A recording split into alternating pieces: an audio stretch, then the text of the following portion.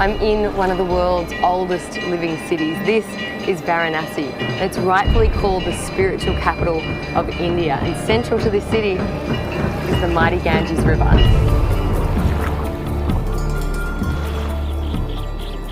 Mother Ganges is one of the holiest river for Hindu religion, and the Hindu people believe that if anyone will have a bathe into the Ganges river, their all sins will wash out. The Hindu people called it Mother Ganges because the mother always take care of their son. The Ganges is like a lifeline, like an artery of Indian culture. The people do their laundry, hotels like clean some of their sheets and hang them up to dry. People wash, and people are swimming, like doing laps. There's like kids like diving down and looking for coins that have been thrown in for good luck.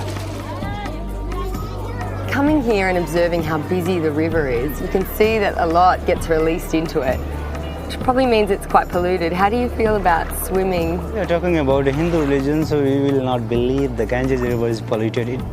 And sometimes the people have a bathe into the river, and the water, they can drink it. This city is dedicated to Lord Shiva, and Lord Shiva is the destroyer of the universe. So as the city of Lord Shiva, what happens here? The people are cremated here because we have a 2 cremation ground, and after the cremation we take the ashes from there and release into the Ganges river. By doing that, we can break the recycle path.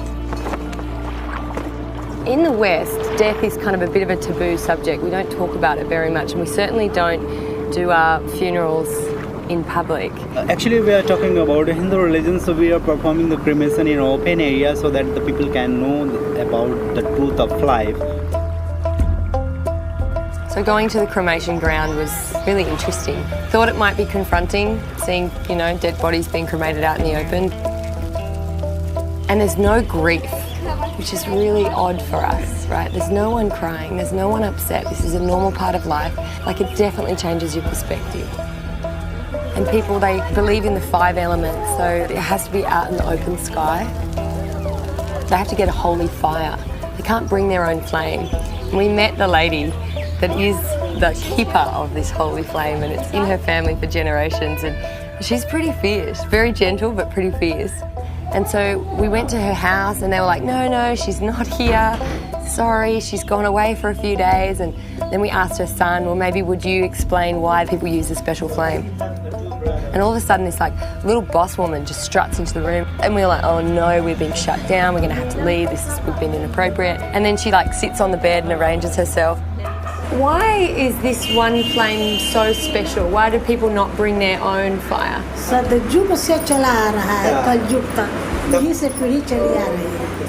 it's your job to keep the flame alive. Yes. हम लोग कहते हैं कि डरो मत, यही गति तो सबका होगा, उसको तो निश्चित है कि उसको जाना है, वहाँ रहेगा नहीं, हम भी आज या कल जब भी आ जाएगा चले जाएंगे, जिसका अंत हो जैसे भी या जैसे भी मरे. Well, thank you very much. We really appreciate it. Thank you. So I think this is a city where, while it's about death, this is where you'll learn about life.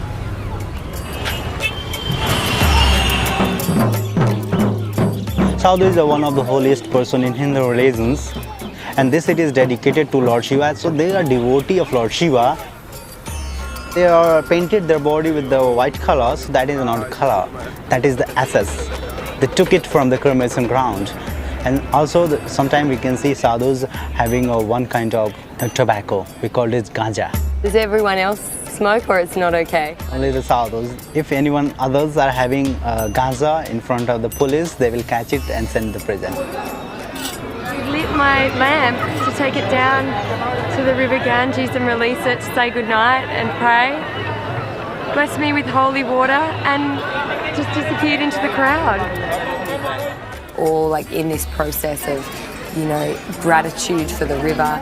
And then they have this festival every night called the Aarti Festival, the ceremony of saying goodnight to Mother Ganges and thank you for the day, and pretty much we'll see you tomorrow. It's really beautiful, and we just got swept like the river. Festival of colour and sound and incense and candles. And it really does overtake you, and you get lost when the hours go by.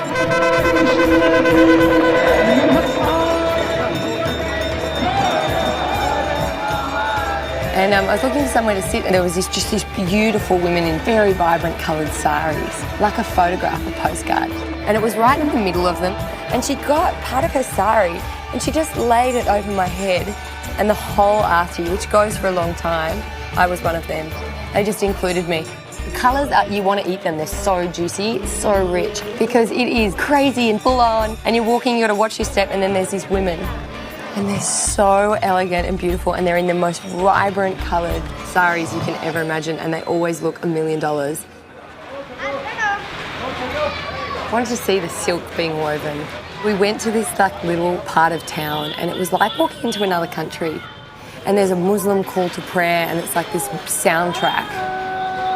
Like the little alleyways, and you can hear this gadunk, gadunk, gadunk, gadunk. We're kind of getting these little glimpses through these shuttered windows, and we walk through the first door, and I can't even explain the machinery.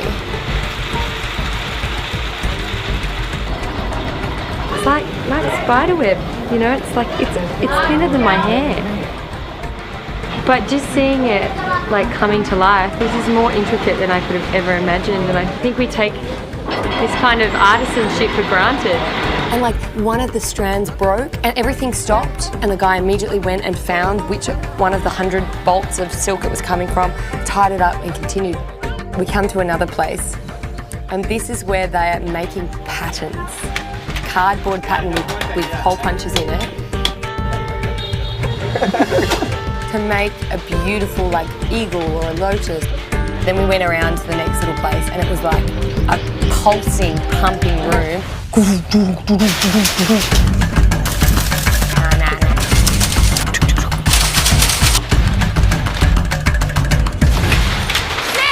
the coolest thing I've ever seen ever! It was the coolest thing I've ever seen, honestly. It stumps you, right? There's 1.2 billion people in this country. And there's all these paradoxes, but everyone lives kind of seamlessly. And I actually think that when you break it down and meet the people here, you realise how open-hearted they are, how accepting they are, how curious they are about you, about other people, how much they just want to know you. And I think that that might be why they're so peaceful, why they can live with such paradoxes all in one place quite seamlessly, and weirdly, kind of in an organised chaos. And I think it's their open-heartedness that allows them to do that.